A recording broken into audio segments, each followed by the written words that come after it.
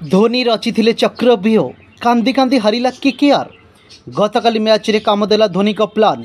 कोलकातार विजय धारा रे लागिगला विरोधी 7 विकेट रे जीति सीएसके बदलाई देला संपूर्ण पॉइंट टेबुल।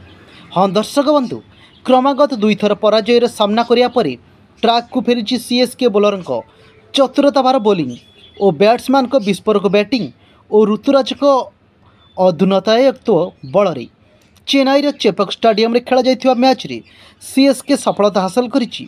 तेबे केकेआर द्वारा धैर्य 138 रन लक्ष्य को सीएसके अति सहज हासिल करिछि। दल पक्षर अधिनायक ऋतुराज सर्वाधिक 67 रन अपराजित इनिंग्स खेली। यह पूर्व केकेआर बैटिंग विफलता जो 9 विकेट हराई मात्र 137 रन संग्रह करने को सक्षम होता, जो अधिनायक सर्वाधिक 34 रन संग्रह करते। एवं विजय पर सीएसके 5टी मैच 3टी जीति पॉइंट टेबुल चतुर्थ स्थान बेले केकेआर द्वितीय स्थान रही।